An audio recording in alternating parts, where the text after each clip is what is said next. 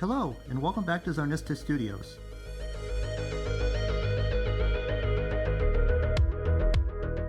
My friend Dave over at Toy-Polloi asked me if I'd like a few superpowers items and a bonus, and I said yes, because as a kid I absolutely loved Super Friends, and the price on superpowers figures have gone crazy. Over the years I've picked up Wonder Woman and Hawkman, both without their golden lasso and mace. So let's open up this box and see what's inside.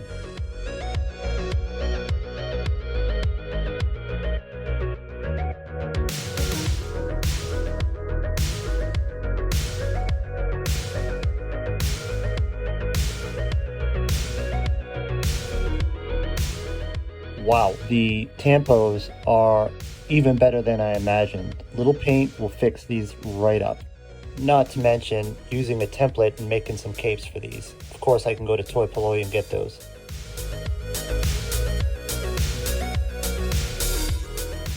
And Dave was also kind enough to send on a Devastator hand. This is something I am restoring for my brother. It's his vintage original.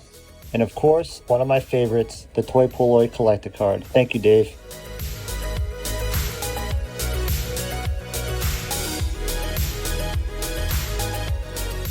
Looking at these real quick, just some touch-ups, some capes, and some weapons, and they'll look great.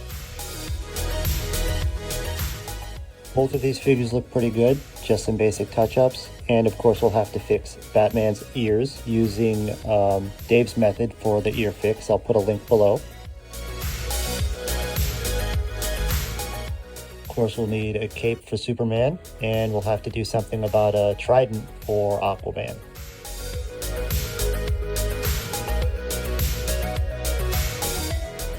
We'll have to make a lasso for Wonder Woman and figure out a mace for Hawkman. But if you look at these before we begin, they display pretty great now. They really are cool toys.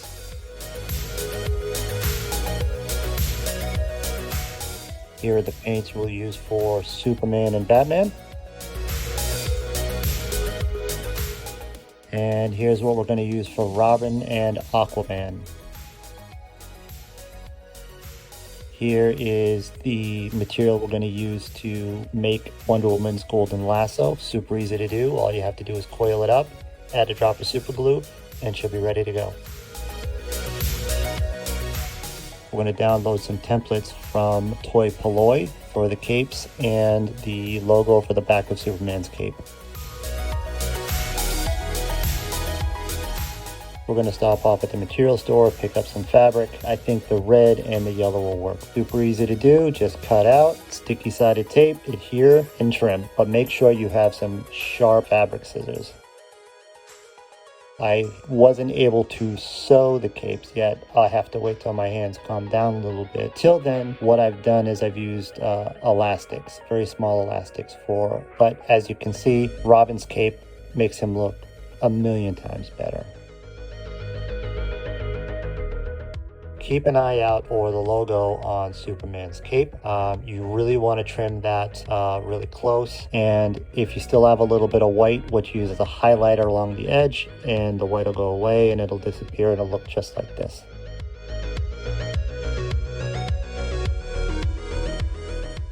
And these little action figures have been fantastic for kids, and they were on sale at Target for $3.99, which is a great price for the figure and even better for the weapon. And now Aquaman has a trident, and honestly, it looks fantastic. And why pay $37 for an original when for $4 you can have something that'll do the trick?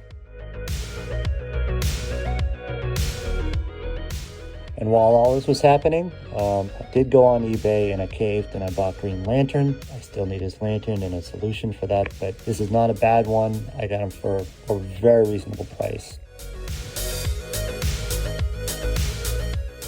Here is Hawkman. I used a Lego aerial and a little bit of putty, and I rolled it up on the end, let it dry, and I spray painted it silver and put a clear coat, and he has a mace. It looks okay, does the trick.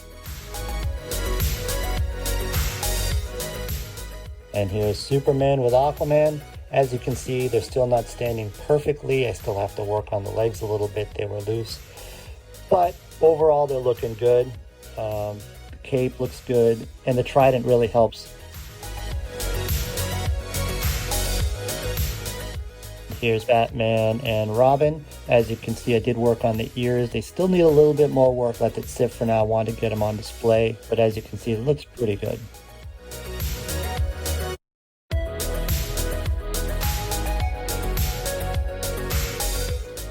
In my mind, I always think there's three to the group with Batman and Robin, the Batmobile. Obviously, there's no way to afford an original Superpowers Batmobile right now.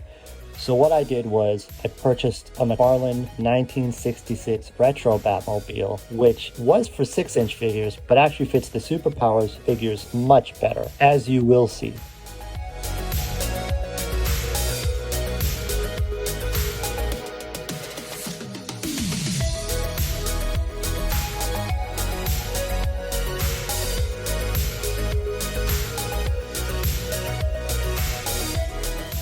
Now that I have the perfect Batmobile, Robin, and Batman together, wouldn't you know it, I went to a flea market and guess what I found?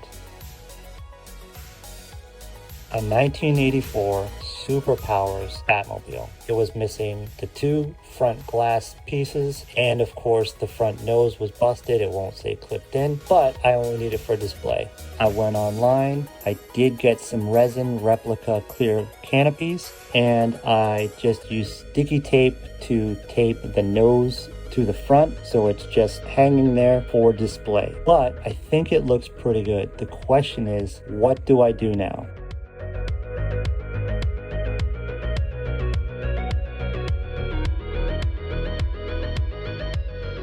My heart is always going to be with the 1966 Batmobile. I love that Batmobile. It's my favorite Batmobile. But this 1984 Superpowers Batmobile is pretty special too. So the question is, which Batmobile will be the one that I display with this collection? It looks like Batman and Robin have chosen the 1984 upgrade, and I kind of agree. I want to stay true to the toy, and the three of them together do look fantastic.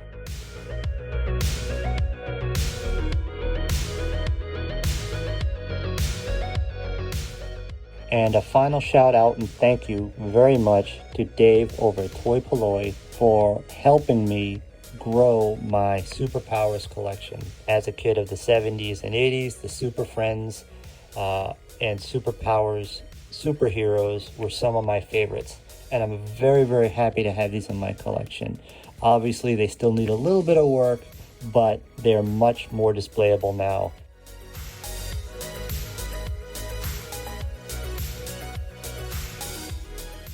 Thank you for stopping by, and happy collecting. We'll see you soon.